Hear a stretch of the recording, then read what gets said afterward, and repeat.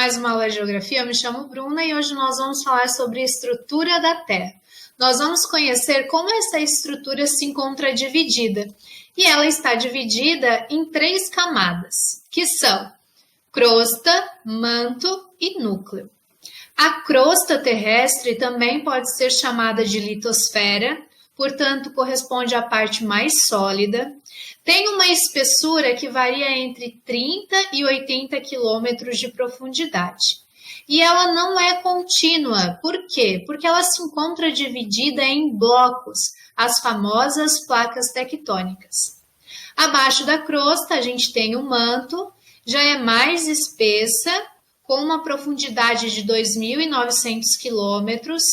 O manto apresenta temperaturas elevadas e aqui eu tenho a presença do magma, aquele material pastoso que, quando extravasa para a superfície terrestre através de uma erupção vulcânica, passa a ser chamado de lava. E abaixo do manto, nós temos o núcleo. O núcleo ele pode ser dividido em externo e interno.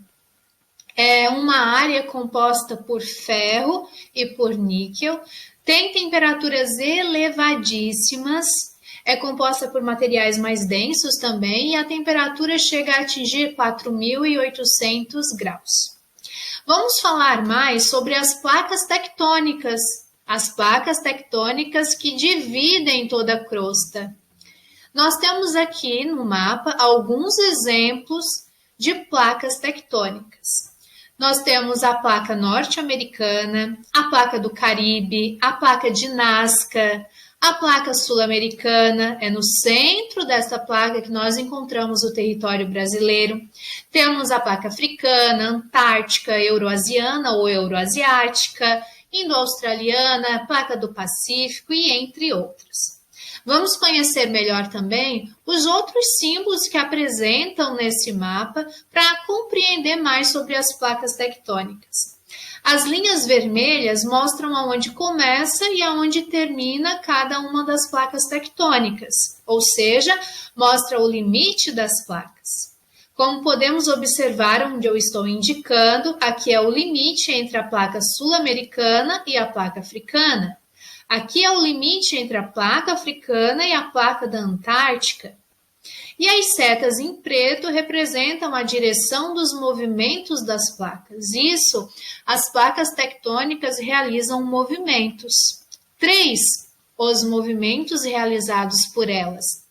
E justamente esses movimentos acontecem devido à presença do magma, daquele material pastoso que se encontra no manto. Isso, por ser um material pastoso, com temperaturas elevadas, ele faz com que as placas tectônicas se movimentem, né? Movimentem toda a crosta terrestre. Vamos conhecer, então, quais são esses movimentos. Aqui a gente consegue observar 2 setas indo para direções opostas. Lembrando aqui, eu tenho limite entre 2 placas. Esse movimento de placas indo para direções opostas se chama movimento de divergência, quando há o quê? O afastamento das placas tectônicas. E isso, as placas tectônicas se afastam, os continentes se afastam.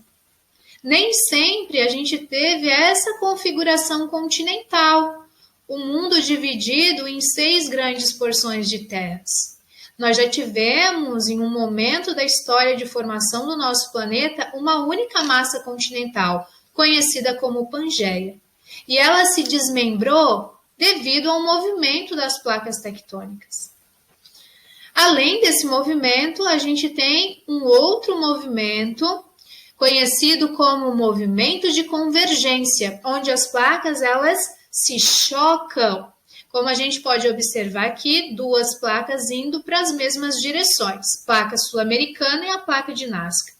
Nessa área, portanto, ocorre o choque delas. Aqui a gente já pode observar as setas para outras direções. Aqui as placas estão se deslocando horizontalmente e isso provoca o movimento conhecido como falhas transformantes.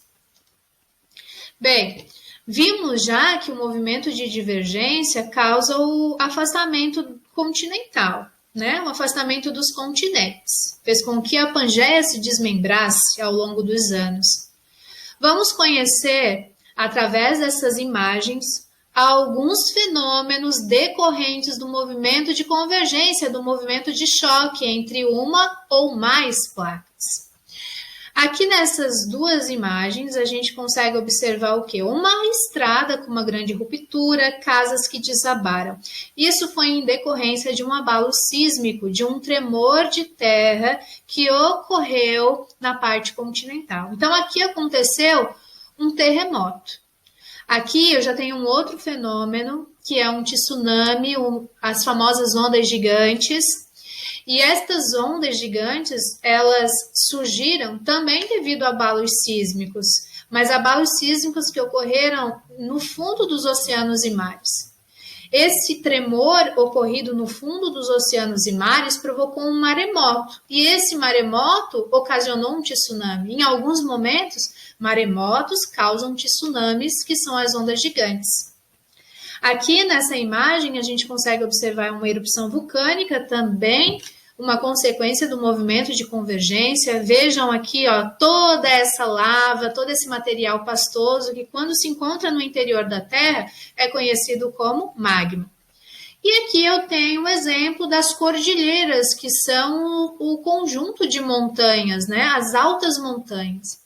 Elas também se formam devido ao choque entre uma ou mais placas. Nós temos o exemplo da Cordilheira dos Andes, situada em toda a costa oeste da América do Sul. Ela surgiu em decorrência do choque entre a placa de Nazca e a placa sul-americana, como a professora apontou no slide anterior. E quero mostrar para vocês a área onde mais esses fenômenos acontecem, que é a área conhecida como Círculo de Fogo do Pacífico. Se localiza na região do Oceano Pacífico. Aqui é a área onde a gente encontra muitas placas que realizam o movimento de convergência. Então, é uma área de grande instabilidade geológica. Aqui ocorre muita atividade vulcânica, muitos abalos sísmicos, né? Terremotos, maremotos e muitos tsunamis. Como dois exemplos. Um que ocorreu em 2004 na Indonésia e um outro que ocorreu em 2011 no Japão. Então, esta área é conhecida como Círculo de Fogo do Pacífico, aonde mais ocorrem os fenômenos decorrentes do movimento de convergência das placas tectônicas. Bem, vimos então como se encontra dividida a estrutura da Terra, né, dividida em crosta, manto e núcleo, e conhecemos um pouco mais sobre as placas tectônicas, na qual a crosta é dividida, e alguns fenômenos decorrentes do movimento destas placas. Eu espero ter contribuído e até mais, pessoal!